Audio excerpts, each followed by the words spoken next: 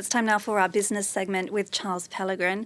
Charles, you're taking us to Bulgaria, where they're about to adopt the euro as its currency, but the move has been met with a lot of caution by people there. Starting on January 1st, so this Thursday, the country will be the 21st member of the Eurozone, capping off the country's integration into the EU after joining the bloc in 2007 and becoming full members of the Schengen Customs Union last year.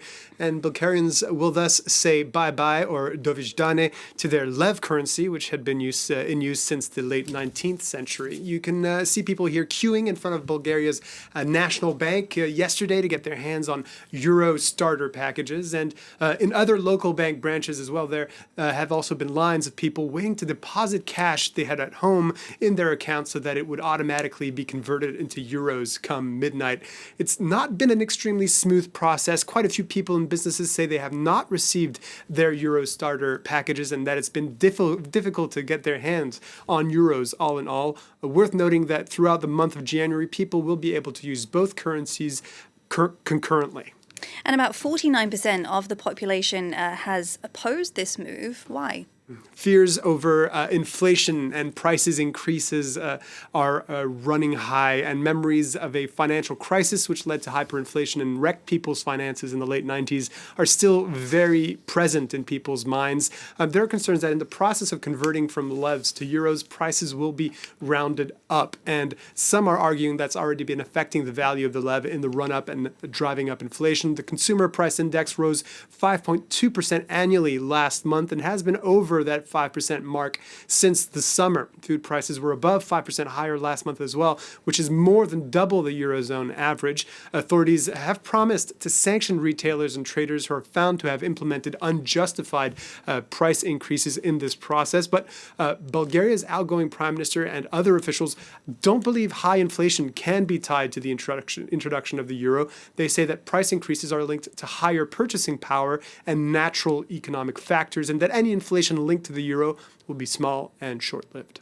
And the wider context here, Charles, is that popular discontent has been extremely high in recent months. Anger over rampant corruption has led to massive protests in the country. This movement has pushed the prime minister to resign mid-December. Budget plans to be shelved and will probably lead to an 8th election in 5 years. According to Transparency International's Corruption Perceptions Index, Bulgaria is ranked 76th in the world. That's the lowest placed EU member except for Hungary. This has actually led to delayed EU funding until the country fulfills reforms related to anti-corruption work.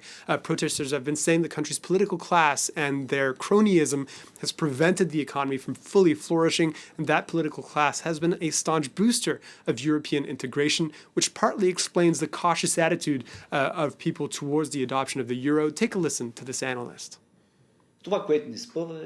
What ultimately holds Bulgaria back is corruption and the lack of the rule of law. This is consistently confirmed by research and is precisely what could prevent the country from fully seizing on the opportunities offered by Eurozone membership. While accession increases trust, trust alone is not sufficient. Well,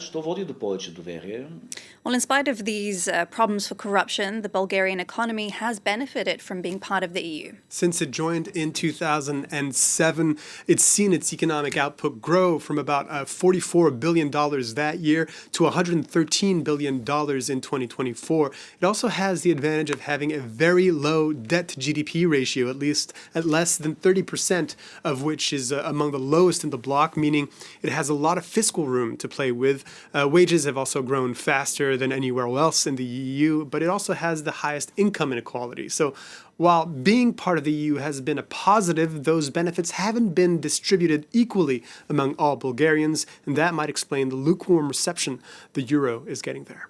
All right, well, let's take a look at the markets on this last day of the year.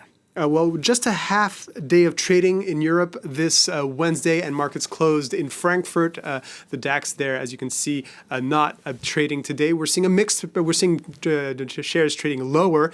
Those indices, though, have made steady gains if you look at the trend over the whole year. Even the CAC 40, in spite of the French political turmoil, ending the year about 10% higher, though 0.5% lower on the day.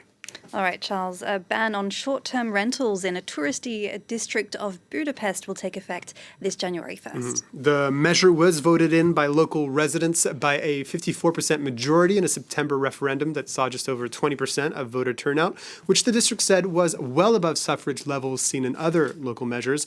This is meant to widen rental access in a context of housing shortages.